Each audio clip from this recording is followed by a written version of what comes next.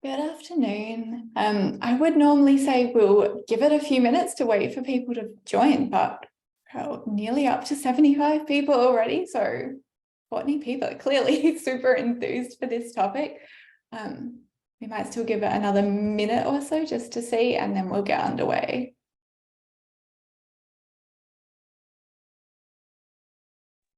That, and I blasted the Zoom on ClinGen also.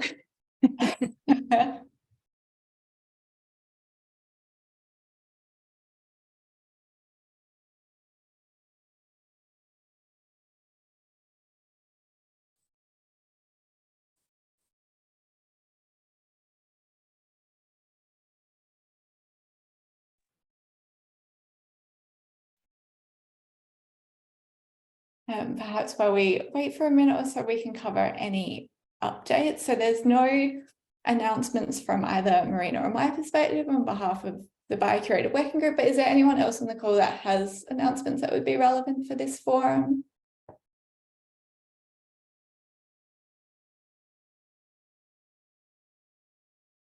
And if not, I will just quickly note that coming up at our next meeting at the end of this month, so this will be a lunchtime meeting again on Thursday, May 25th, we're going to have the co-chairs of the Syndromic Disorders GSEP, so Alison Coffey and Anne O'Donnell-Luria, presenting about the experiences and the work so far of the Syndromic Disorders GSEP.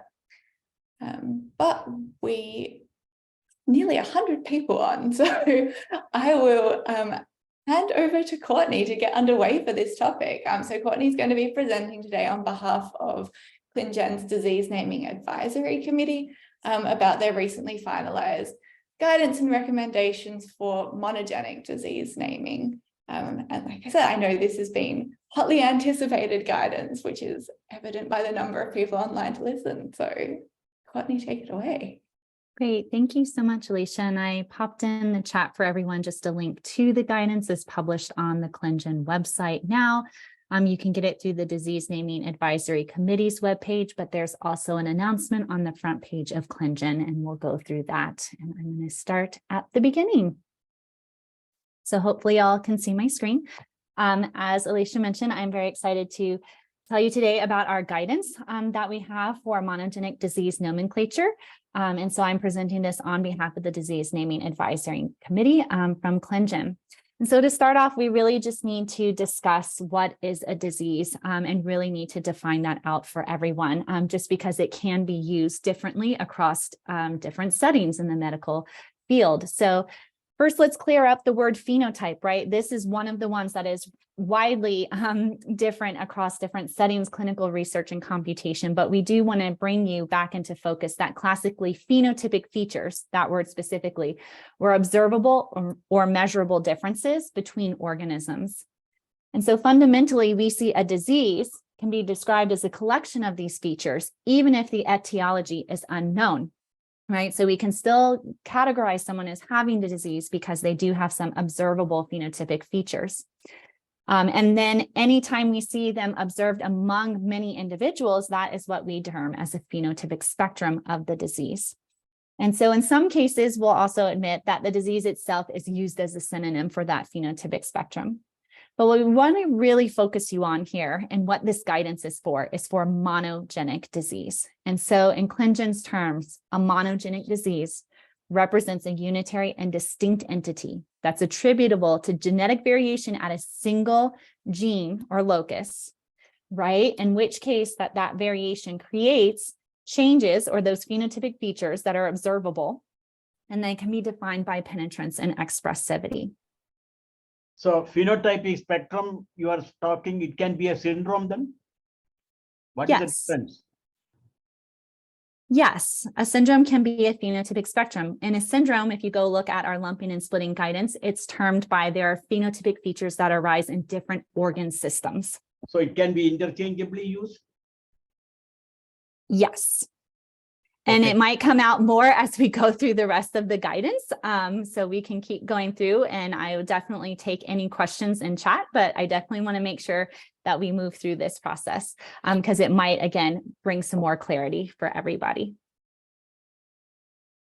And so you might even say, okay, we know what a monogenic disease is now. We've defined this at the single and unitary distinct disease, right? That's attributed to single variation in phenotypes. But you may say, why do we even are we concerned with this? Well, as all of you know, as being part of ClinGen, the basis of all curations lies in the relevant data, right? So we're looking at clinical reports, segregation, experimental evidence. And because our frameworks are semi and quantitative, this data and the availability of it is really important when we think that we're looking at inclusion and exclusion of data.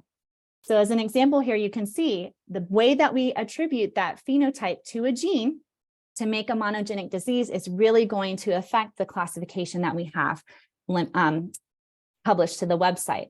That's also going to have downstream implications when we think about what genes are included on genetic testing panels, variant pathogenicity, et cetera. And so again, why is this even important? Well, most of you know, as you're looking at these genes on your gene curation expert panels, even variant curation in your list, you know that there are genes that are associated with more than one phenotype. In fact, this is always increasing. You can go to OMIM's statistics page, which this is taken from, but we can see that there are roughly over 1,400 genes that are associated with more than one phenotype. That stays constant at about 1/3 of all genes associated with disease. And so the issue really became, how can a curator assess which phenotypes are distinct and which ones represent a spectrum? And we can see that example here with LMNA, which is associated with somewhere near 10 to 12 different phenotypes. And so ClinGen already developed the lumping and splitting guidance, and this was really for the point of defining the curated monogenic disease entity. That's what helped us to know the inclusion and exclusion of data and how it was going to be scored in the semi-quantitative metric. So you can happy to go to the website to, again, look over the lumping and splitting criteria. It also is a published paper here. But what we found with this criteria is that it developed another issue. So during this process of lumping and splitting, a critical question arose. If we decide to lump multiple entities together, what do we now term this disease and specifically this phenotype? And we realized that guidance was needed just to ensure that there was consistency of the approach that was used across expert panels and our working groups. As an example here, you can see the gene MED12, MED12. It's associated with 4 eponymously named disorders, 3 of which were found to be part of the phenotypic spectrum. So this was a perfect example. What do we call this when we go to publish this curation to the website for this clinical validity classification? So in order to get at this question, ClinGen developed a disease naming advisory committee. You can see all of the members here. This was really to provide those expert panels and working groups with guidance for defining, establishing, and naming ClinGen curated monogenic disease entities. This is done in collaboration with Omen and Mondo, and they are representatives just because it's really important for us to harmonize this monogenic disease naming. And these are resources that we use quite often within ClinGen. In fact, the harmonization was really important when we think about using stable identifiers, because we know that disease names will change with time. So we want to make sure that we're cataloging provenance and that we have these equivalents across these resources.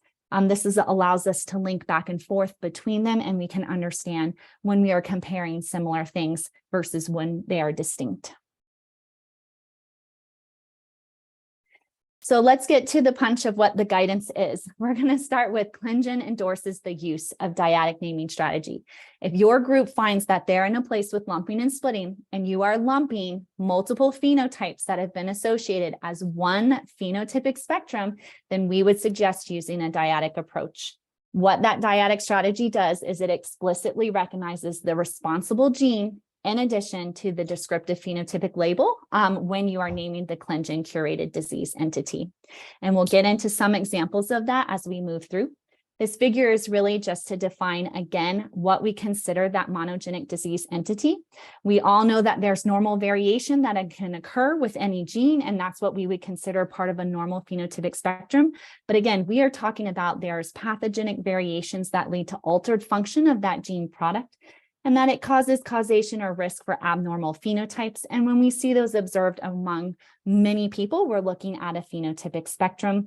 But what we know with this monogenic disease entity is that it's really important, again, that we can have a stable identifier that we can use to define what this monogenic disease entity is. But we also know that the name has to be something that can be conveyed to individuals as they are using this and understand it. And so these are some of the other guidance that we're going to give as we move through this process. So in that dyadic strategy, we're going to have a gene label and a phenotype label. So for the gene label, there are two ways that you can go about this. You can use an explicit dyadic relationship. This is where the gene name and the phenotype descriptor are both specified in the monogenic disease entity. You can see there are different ways that this can be constructed that we put here. You can use the gene name, again, HGNC approved gene name, related, and then phenotype. You can say a phenotype due to a gene deficiency, or even a phenotype related to gene. And here are some examples of that. And again, when we're talking about gene, we really are explicitly indicating the HGNC approved gene symbol. Again, this is the preferred approach for ClinGen expert panels and working groups that need to create designations for their disease entities due to those lumping and splitting guidelines. And when you find you may have to lump more than one phenotype together. The second approach is an alphanumeric approach. This is where either an alphabet, right, or a number, a letter or a number are used in order to represent the specific gene or locus. For these diseases, they're characterized by a phenotypic similarity and locus heterogeneity. So those are termed as a phenotypic series within OMIM. And they use a naming convention of that phenotypic descriptor followed by an Arabic numeral. So you can see, again, different examples of this. We do want to indicate, though, that not all phenotypes have an alphanumeric designation. Numbers and letters are not used consistently across this type of naming. They can be used to designate disease characteristics in one area. They can be used to encode an inheritance pattern in another, or they can be used for severity. So this is given these practical limitations of how it's not used consistently, and in order to avoid the confusion, again, we strongly suggest that ClinGen expert panels and working groups do not develop their own set of alphanumeric descriptors. Instead, when you want to use, because there is one that's appropriate, you go to OMIM, it's the phenotype and it's attributed to a gene, and you think that is correct for your specific curation, use what OMIM's put, right? And use the same ID for Mondo of what that is. So this is what we're saying, do not develop your own, right? But if something is there and you like it, you can go ahead and use it. And the instance where you do need to develop something, we do want expert panels and working groups to specify that explicit dyadic name. You can also end up adding that as a synonym if OMIM has a name that you already like, just to think of, again, multiple ways this could be named as a disease. So we'll move on to the phenotype label, which is going to be the second part of the dyad. This descriptor should convey semantic information, right, that helps individuals readily recognize and understand those observable features at some level. So these could be, if you use the cardinal features of the disease, right, you may not be able to put out every phenotype or phenotypic feature, but if you put those cardinal features, that's something you can do. Look for maybe biochemical and or cellular abnormalities. That's also acceptable. And even the use of eponyms, if that's important when you think about some of those syndromes or those general clinical terms. There are strengths and weaknesses to using any of these in approach. That's why we will not, as ClinGen, prescribe a particular approach for a phenotypic descriptor label for the dyad, but we do want you all, if you're going to do this within your expert panels and working groups, to be thoughtful about what you're picking as best as you can, be consistent with what you're picking and how you're naming, and please collaborate with Mondo and OMIM in the clinical community. As a matter of fact, you're going to be required to work with OMIM and Mondo, and we'll go through that in a few slides. And another thing, just to remind you all, it is anticipated and even expected that disease names will change. They will change over time, and that expert panels will need to revisit names as more information becomes available with future scientific publications, knowledge for any given monogenic disorder. This is an example here of where we see a disease that's changed names over time and even in a short period of time. So again, While this is guidance that we have, it's based on the data you have right now. We know lumping and splitting may have to be reassessed, and that means disease names may be reassessed. The fact that you're using a stable identifier and attributing one is the most important part, because that ID will stay stable even if the name, the headline, how we term it, changes with time. So here's just a table. There's also one that has a little bit more examples within the guidance document and the link in the chat, or you can find on the ClinGen website, of just some different dyadic naming approaches. Again, we are highlighting the explicit dyadic naming approach. These are approaches that you can take as it's appropriate for when you're lumping and splitting. We're also calling out the implicit alphanumeric approach and what it has been termed in OMIM right now, and providing those different IDs. Again, just to relate back that these stable IDs are really important because they will help as these names change and as there are many synonyms for these names. What's really important and key, and it will be reiterated over and over again, is that dyadic names should only be used for gene disease relationships that have a moderate, strong, or definitive gene disease clinical validity classification. Now, I recognize that sometimes you're going to do pre-curation and you won't know what that classification is. Our current systems, the gene curation interface especially, has the ability for individuals and groups to update that Mondo ID appropriately before it's published. So you can move through with your curation as you're developing a different name, and that can be changed and published with time. But again, we do not want to have a gene name on anything limited, disputed, or refuted. That would indicate causality of that gene with that phenotype, and that is not what the classification is saying. So only for moderate, strong, and definitive classifications. So you might ask yourself, well, what about inheritance pattern? So we just want to say it's not necessary to include the inheritance pattern in the phenotypic label of a disease name.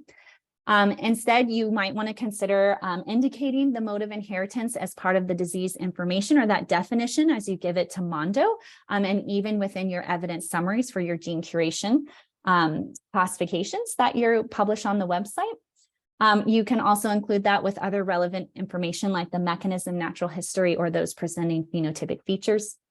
In fact, we would discourage the use of the inheritance pattern in the disease name unless it is absolutely necessary for distinguishing a disease that otherwise cannot be distinguished at the level of the phenotypic label, or that it's something that is consistently used within your disease area. And in fact, we already in our gene disease relationships, it's more of a triad, do attribute on the ClinGen website the mode of inheritance. And so it would definitely be reiterative, and we're already taking care of that within our published gene disease validity classifications and those final curations on the website. So also we wanted to address use of terms like familial and hereditary. And so again, we would generally discourage the use of these as part of the phenotypic label, as monogenic diseases have implied hereditary implications. As you all might know already, right, familial is challenging because there's an increasing rare disorders in which de novo variants are present, and there's an absence of family history. Not only that, these terms do not translate well into other languages, and so it becomes very hard to understand what is being implied. There are some exceptions to this, though, and this really has to do with your specific clinical community and clinical domain. But if there is a well-recognized name that already includes familial or hereditary in the descriptor, and it is accepted by the community, we have things like familial Mediterranean fever, or if the term helps distinguish monogenic from non-genetic forms of a disease, that could be a reason to keep familial or hereditary in the actual phenotypic descriptor. So I'm going to go into now what is the process for updating nomenclature. We're going to talk about internal collaborations, and this really means between expert panels, whether they're gene curation expert panels, variant curation expert panels, and also between other working groups like actionability, dosage, etc. We're also going to talk about those external collaborations with OMIM and Mondo and how you can go through this process. So when do you even need to undergo a disease naming process? Again, just to reiterate, updates generally occur doing those lumping and splitting, that pre-curation process, especially when genes with 2 or more associated phenotypes are observed and you find that you want to lump those 2 phenotypes together. The goals of this is that the ClinGen curated disease entity should be well-defined, right? Have a stable identifier. In our case, a Mondo ID is what we use, and that the selected phenotypic descriptor is clear, consistent with the guidance, and reflects the data included in the final gene disease validity curation. So there's no requirement for expert panels or working groups to change phenotype names when an acceptable dyadic descriptor already exists. Again, if there's a dyadic descriptor that OMIM has named, and that is what you want to use it, right? However, we do also want to recognize that expert panels and working groups may determine a need to create or update a more coherent set of phenotype names and conditions within their purview. And because you all are the experts within your community, you can do so. If you do want to take on this type of process, we do want you to be aware of the potential ramifications of going through updated proposed names and changes, and obtain support from the community. This is going to include the clinical community, patient advocacies, even reaching out to foundations. We'd also want expert panels and working groups to collaborate with OMIM and Mondo at the very start of this process for new nomenclature, just so that they are involved. And it can be something that is harmonized very quickly rather than after the fact. So again, why is this really important? Well, gene curation sets the stage for all of the subsequent curations that happen. This is especially important for variant curation.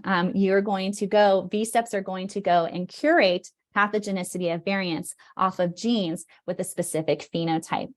Not only that, this can also affect dosage and actionability curations. And so again, just like we want to harmonize between Mondo and OMIM, we want harmonization of the disease entity within ClinGen itself. And what that helps is when we think about other entities that we also associate with, such as ClinVar for our variant pathogenicity and the Gen CC with our gene curations. And so those internal collaborations are going to be between ClinGen expert panels and working groups. And so any group that is deciding to update the nomenclature should assess the current curation landscape all throughout ClinGen, not just in gene curation and seeing what other groups want to curate this gene, but go look out in variant, look out in actionability and dosage. So review the website, review the ClinGen gene tracker, and review any other systems that we have to see what's already been curated or known or asserted within our ClinGen systems. Communication among you as expert panels and working groups is really essential to have a common understanding and approval for harmonization. We've already had several groups come together to talk. So if any of you need assistance to be able to talk this out between different expert panels or working groups, please feel free to contact us at diseasenaming@clinicalgenome.org. The Disease Naming Advisory Committee is there to be able to meet and provide guidance for any group that wants to go through changes that are going to affect other curations. As an example here, you can see the gene ACAD-VL and how it has a curation over every curation activity that we have. And again, it's harmonized. So as best we can, we want to harmonize where we can. We do understand for that some of these curation activities like dosage and actionability, there may be some slightly different ones or split based on features that they need to look that are actionable, or the fact that dosage is looking at a dosage response of haploinsufficiency or triplet sensitivity. But again, make sure that you're collaborating and that you're looking before you take place with any disease naming and updates. So now we'll move on to external collaborations. We do want to make it clear that communication and collaboration with OMIM and Mondo is required for any groups undertaking a nomenclature change. It's going to have to be done for Mondo anyways, because this is the ID that we use and this is the information we pull. But OMIM also is a very highly used resource. We use OMIM and phenotype numbers for our pre-curation, and so we want to make sure that we are working with both these resources to harmonize that data. They are happy to participate on your group discussions and play an active role.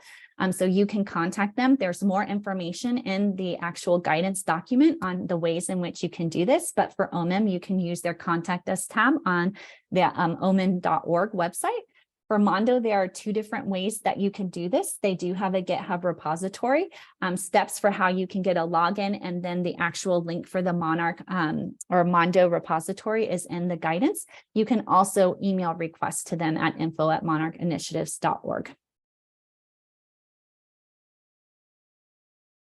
And I see also we have Sabrina on the call, and she is from Mondo as well. So you can see that we have a lot of collaboration with these groups. So we want to move through now to considerations for nomenclature changes and example scenarios. So we do want to say as best as you can to please minimize changing well-known and widely accepted phenotypic labels. These can include things like Marfan syndrome, cystic fibrosis, sickle cell disease. Only consider renaming if there is very strong rationale to do so. And this is going to be like reducing confusion or correcting major errors that have happened within the disease name.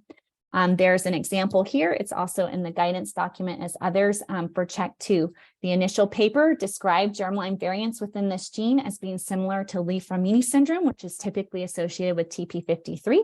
And thus it was called Li-Fraumeni syndrome type 2. But it's now known cancer risks are much lower and the tumor spectrum is distinctly different. And so a new name is being developed right now that is CHEK2 related tumor predisposition syndrome. So again, attributing to that dyadic name that we really want you all to use as you move forward. Again, reiterating the most important part, do not create a dyadic name for a limited, disputed, or refuted gene disease relationship. They should only be used for when you have moderate, strong, or definitive. For these other classifications, you can either use the OMIM descriptor if it has one that is acceptable, and if it's there, use it. If it happens to be a gene that OMIM does not have a phenotype listed for so far, right? Expert panels and working groups can use a more broader descriptor name that best reflects the phenotype observed. An example of this would be complex neurodevelopmental disorder, right? Even hypertrophic cardiomyopathy. These kind of general terms that talk about the phenotype can be used. Or you can even begin to use the label proposed in the original manuscript by the authors. So think about those phenotypic features that they're asserting or a label they may have used and go and develop and use that. So some of you may say, well, what happens when we have multiple names? Which one do we use? So we do know that some disease entities, in fact, several of them can be referred to by more than one name in the literature, hence why the use of a stable identifier is really important when you have these synonyms. And we know that it's also used by different authorities and medical specialties. So the expert panels and working groups really should determine on their own which phenotypic label they prefer. And construct an explicit dyadic name accordingly. And again, that communication with OMIM and Mondo is critical for representation of the preferred name versus a synonym. An example of this you can see is with ADNP. Mondo itself has a name that is a dyad that's already in use with the Mondo ID. OMIM has an eponymous name, right, with its own ID, and then Gene Refuse refers to it as ADNP-related disorder. I do want to indicate, though, and there is more information in the guidance about this, we do discourage the use of the word disorder alone as a phenotypic label. It is very nonspecific and can be confusing.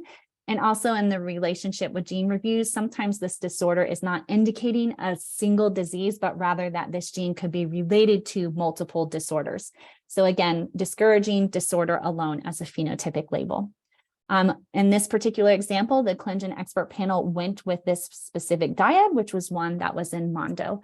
So again, if there are multiple names, just make sure that you're working with Mondo and OMIM, pick what that preferred one is so it can come as the title of that disease name with that ID. And then the rest of these are going to be listed as synonyms within that resource. So here's some examples of when we will come up with disease naming and what we're going to do moving forward. So this is an example of where we have renaming due to pleiotropy and eponymous names. So again, Med12 was assessed by a gene curation expert panel in ClinGen. It was found that 3 of the phenotypes that were present at the time were part of one phenotypic spectrum. Obviously, this is multiple eponymous names. It could be confusing. So the group went ahead with MED12 related intellectual disability syndrome. So again, creating a dyad for this particular disease. Another example of when we think of renaming gene to pleiotropy, a gene that's associated with multiple phenotypes, we have OPA1. Again, multiple different phenotypes here with a range of either a phenotypic descriptor that is cardinal features versus eponymous names. And so the group moved forward with a dyad. And it used a really nice, the gene name, right? Approved HGNG symbol, and also went through with their phenotypic descriptor about that cardinal feature.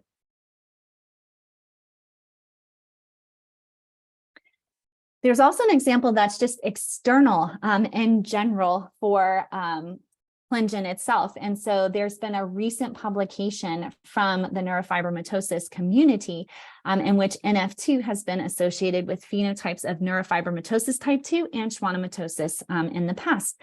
This group came together to get community engagement and went through a Delphi survey approach and actually reevaluated the diagnostic criteria between these two phenotypes and determined they were actually part of this spectrum. So effectively, the disease of neurofibromatosis type 2 has now been updated to NF2 related schwannomatosis. So again, even though they're external to ClinGen, it's an example of using a dyadic approach when you are talking about a monogenic disease entity. So what's another thing that groups may need to do or have to do? This also relates back to that, what do you use to curate when you have a limited, disputed, or refuted clinical validity classification? So we do understand that there's heterogeneity. We were looking at pleiotropy, but we also have where there's one type of phenotype that's associated with multiple different genes, right? So that's locus heterogeneity. And so multiple genes may cause those similar or identical phenotypic features or phenotypes where a molecular test is needed to identify that proper monogenic disease. And so in these cases, it is important to create what we consider a broader term. In this particular example, it's inherited retinal dystrophy. Again, whether you want to keep inherited or not or retinal dystrophy, this may distinguish the fact that retinal dystrophy could have non-genetic causes. But you can see that you can come down and make sure that you have the more specific monogenic disease here, right? A gene-related dyad with a phenotype. And so this particular broader term is what you can use when you're looking at limited, disputed, and refuted classifications.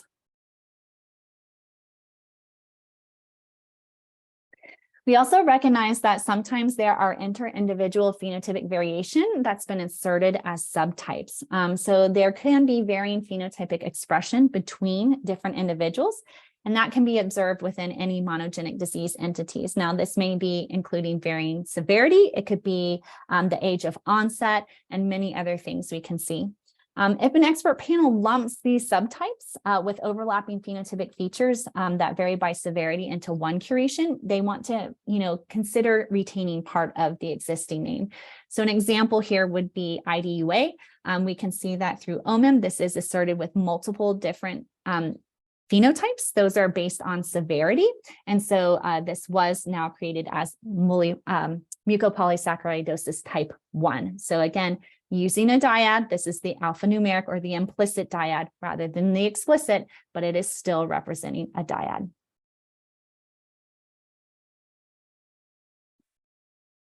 So as we mentioned before, distinct monogenic disease entities for one gene should have distinguishable names. We recognize that there are some genes that will be related to multiple phenotypes that are distinct based on our lumping and splitting guidance, and so they need to have separate curations and classifications for them. The names that you use for those phenotype descriptors should be distinct and reflect the disease with respect to the original assertions. Sometimes you are splitting to dispute. So again, the example of BTK, you can see that there's a difference in that phenotypic descriptor. And sometimes it's not to dispute, it's just the fact that they are two different phenotypes. So again, having those distinctions with those labels will be really important.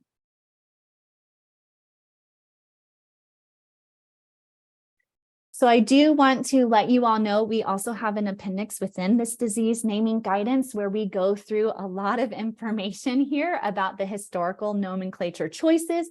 We'll also outline the strengths and weaknesses of each approach.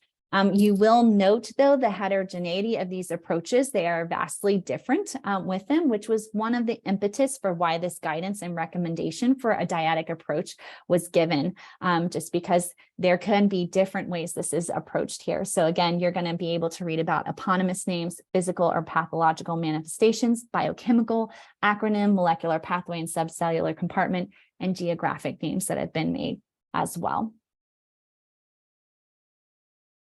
So as I mentioned, this guidance is now published to the ClinGen website. You can either go to the Disease Naming Advisory Committee's link on the ClinGen website. That's underneath the Working Group tab, and you can get this document. It's also on a notification on the front page of ClinGen now too, under this nice little gold banner. If you all have any questions, you are also welcome to email the Disease Naming Advisory Committee, again, at diseasenaming@clinicalgenome.org. And I am happy to take any questions that you all may have. I have a question. You are forgetting that most of the genes are really monogenic. Real monogenic disease, only 2 or 3 genes, just like Huntington or Tay-Sachs. All the disease you are seeing is have multiple effect, even PKU or even cystic fibrosis. Lumping and splitting and harmonization is good, but this important component of genetics is completely discarded. Theoretically, there is no monogenic disease except a couple of diseases. That's why I'm saying. So I think some people might disagree with you, and this is part of why this becomes contentious a little bit. But I think, you know, when we are looking, again, there's almost 5,000 genes associated with disease, and that is supposed to be single. Now, we can all argue and understand that the rest of our genetics do play roles in how we express different phenotypic features and things, but this is indicating that there is reasonable penetrance that's happening over these genes, and I think it would be more than 1 or 2. So this is definitely guidance that many groups are taking, and it is really appropriate for that. That is not to say that this guidance is going to be useful when you're really thinking about looking at risk or modifiers. When you're looking at GWAS, this is not what we're using this for. And certainly even polygenic risk, it might be different. But there are a substantial number of those monogenic diseases, in which case this will be really appropriate guidance for us to keep. And also you are allowing a trivial name, just like say HER2 and CRB2. There is a contentious argument going on because all the oncologists want to still use HER2. So there are a lot of cases, hematology, they don't want to change any name. If I made a report, certainly I have to use their nomenclature. Otherwise, patients are affected. So no one is asking anyone to change clinical diagnoses here. This guidance is put out from ClinGen when we are thinking about how we are going to name curated disease entities. How you want to name it when you diagnose individuals, how you want to use those codes is up to you. This is really concerning when we're looking at that curated disease entity, because ultimately it will be important when we look at that variant pathogenicity. If we start splitting many genes up for individual phenotypic features, we're going to end up with multiple variant classifications that are not going to be acceptable, right? So this is really important to set the stage here. That's why we want there to be harmonization across groups on the disease naming. So again, we ultimately know what is included and what is excluded for that curation and that final ClinGen disease entity. So that is what we really want to strike home here is important. So I definitely, again, want to reiterate, we are not asking people to change this into their clinical diagnosis. This is specifically coming into how do you define a curated disease entity, and specifically a monogenic disease entity. Another question is NF2 is nothing connected with the neurofibroma. So it would have been nice, you would have changed another name for that. Why, even though yes, but you are welcome to go to HDNC and propose to them. They're the ones who still have NF2 as that approved gene symbol name, but obviously NF2 is what the gene name is. How they determine that is up to them. And then it is now related schwannomatosis. So it is not even named at this point neurofibromatosis type 2.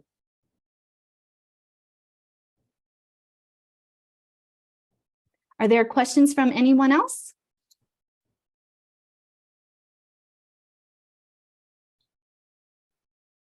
Okay, I see in the chat, may I ask how to clearly distinguish low reduced penetrance variant versus risk allele? For example, TTR is an ACMG secondary finding list, but is also previously included in the low risk allele paper.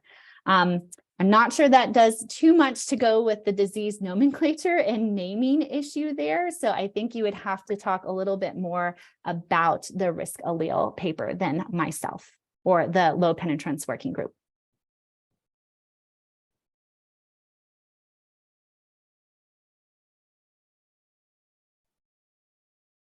Great. Any other questions on the naming and the guidance?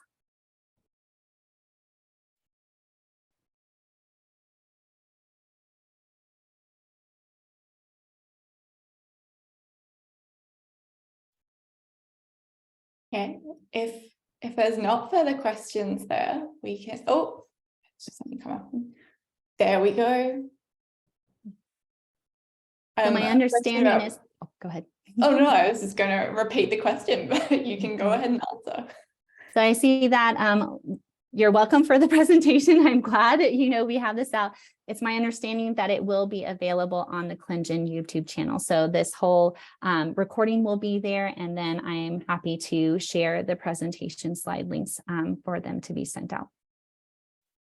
Perfect. That was also going to be my summary statement of saying this will be recorded and up on the website, and was going to ask if you'd be happy to share the slides. So that's perfect. And then just reminding everyone in that link that Courtney put in the chat at the start, which will circulate afterwards as well, is the Disease Naming Advisory Committee's webpage on the ClinGen website. And then the link to their guidance document is in there as well. So you'll be able to reference all of this for yourselves. But yes, if there's not further questions or comments, everyone can have nearly 20 minutes back to their afternoon. But yeah, thank you so much, Courtney, for presenting that work today, and then also to the whole committee for the work that you've done over the last few years to bring this together. So it's, yeah, like I said, hotly anticipated by many groups and very welcome and needed guidance. So. Great, my pleasure. And yeah, it was a really great experience. So again, if anyone has questions, you'll get the slides and you'll have the email that you can contact us. So my pleasure. Okay, thank you so much.